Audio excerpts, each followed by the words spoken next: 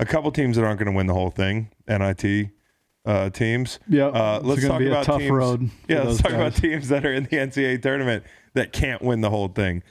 Who are you just like, nah, that it's not going to happen? It's cute, but nah. We're working backwards. The shittiest teams that are left in this thing. Well, it's funny because I think once you get to the Sweet 16, you start to talk yourself into being the team of destiny. You start to talk yourself into like, this is happening. Even St. Peter's fans are like, listen, man, we already beat Kentucky and Murray State. Purdue's not better than Kentucky. We can beat Purdue. We can beat North Carolina. And you start talking yourself into it. But no, I mean, St. Peter's has to be right. Like, yeah. I don't want to rain on the parade, but I would say the 15 seed that's left in this thing is probably the least likely to go all the way. But it's a fun story. I'll tell you this, St. Peter's, and this is just objectively speaking, I think the St. Peter's story is certainly more fun than the Oral Roberts story. And I think we should spend more time talking about St. Peter's and never talk about Oral Roberts again. That's my view on it. Yeah, I think you would say that, or UMBC. Yeah, exactly. You got UMBC, but they didn't have as long a journey. That's the question. You had a really good point earlier. Well, listen, I want it to be a good point. We take sincerely, I think we take some pride in being the only one to lose to a 16 because we won it the next year. So it's part of the story and it's cool. But I do think there's an argument that this St. Peter's win over Kentucky is the bigger upset than a UMBC over Virginia, even though it was a 16-1, in part because there was no DeAndre Hunter, in part because UMBC had Lyles, who was a shot maker. I mean, St. Peter's is running out Doug Eddert, for Christ's sake. I agree with you, Meg. I think that's a great call, actually, because if you rewatch and I know you guys rewatch it all the time, the UMBC UVA game every morning.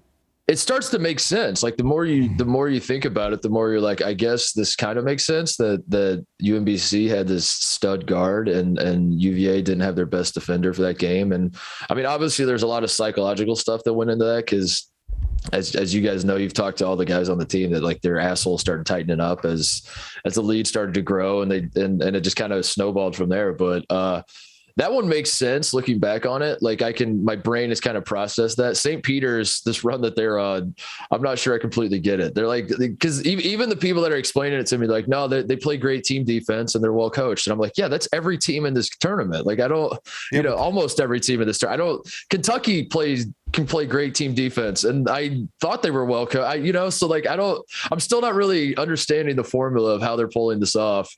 Other than great team defense and being well coached, I guess. I don't know. Do you know, and I don't know if I've ever told you this, though, when I watch, like, I remember you watching, you might be surprised, I remember you watching Oral Roberts, Ohio State. But when I watched UMBC, I was at a wedding at the Jersey Shore, and it was on my in-laws' side, and my in-laws are from Baltimore and Jersey. And so I roll up in the morning, total afterthought. We're going to beat this team we're playing later. I've never heard of the Retrievers.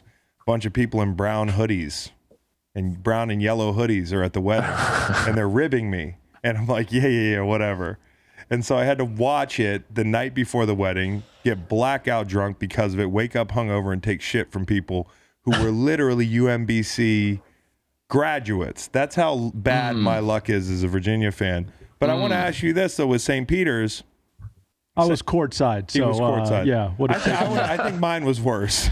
I really do, because I had to wake up in the morning and face those people. Okay. So, like, St. Peter's, they hit a bunch of shots, especially early in the Kentucky game. Like, they're playing a totally different style of game. And then the Murray State game's like a rock fight. You don't think that's impressive that they've won in different ways? And, like, do you think that Purdue is even a possibility? I don't know what the line is on that game.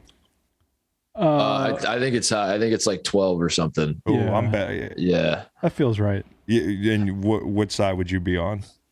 Purdue. I it's think, midnight. I think that's it. It's midnight. Jaden Ivey can cover on his own. Yeah. Okay. Yeah. I mean, we've seen this. To Oral Roberts' credit, they're the one team that the 15 that went into the Sweet 16. They gave Arkansas a good game last year, and it came down to the stretch. But more often than not, when you give the better team some time to prepare. And unlike Kentucky, who was probably going into the St. Peter's game more worried about Murray State and San Francisco in the next round.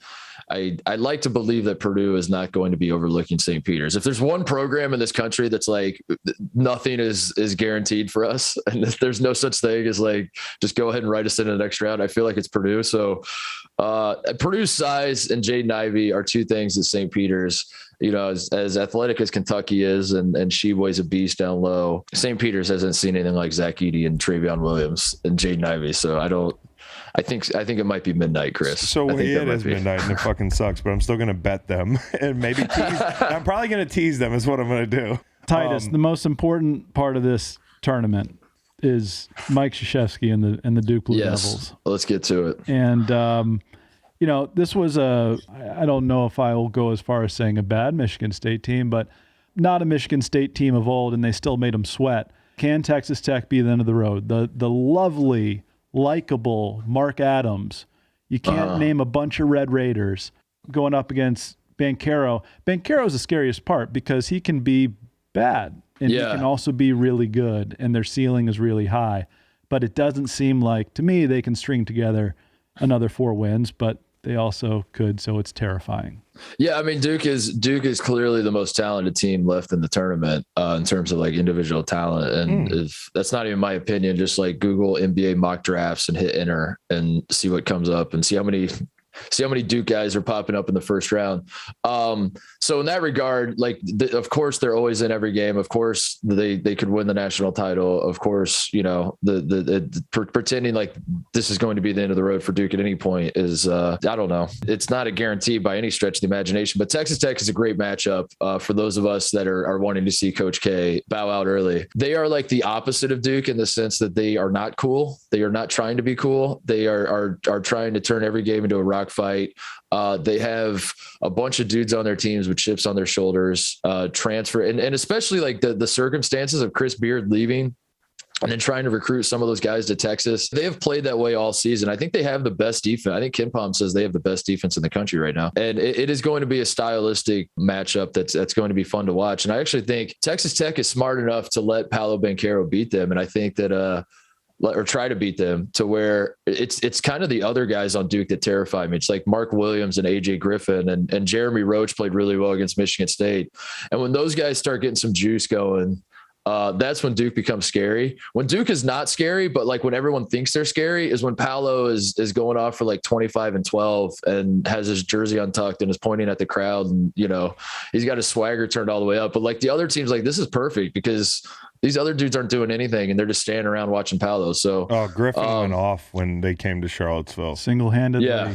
Got Virginia. Dude, he's a beast. Yep. Griffin's the guy, man. He's unbelievable. He kind of came out of nowhere. I mean, he's a 5-star and he's probably going to be a first-round pick, maybe a lottery pick, but he wasn't like at the start of the season, they weren't really using him that much. And he kind of like slowly came into the rotation, and now he's my favorite player on their team, honestly. Yeah, mine too. Give me the most spectacular way Duke loses. I actually don't. Duke. And by the way, we got to let Titus in on a fact that like we all drew lottery balls, and if a team was on the ball, then that's the team you root against, because if they win, you have to get a tattoo. And one of our guys drew Duke. So oh no, yeah. So Dr. Fax rooting against Duke. We're all rooting against Duke. What's the most spectacular way that we could see Duke lose here? I'll jump in and say it's to Carolina in a Final Four, but short of that, I would say as soon as possible. Yeah, okay.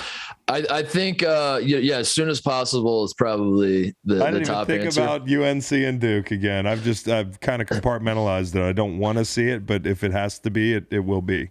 But I think the long play is this won't be as satisfying in the moment, but this is more of a you look up at the start of next season and you realize that this was a nightmare for Duke, which is losing to Gonzaga in the Elite Eight, and then Gonzaga goes on to win the national title and solidifies their place in the college basketball landscape as the new Duke.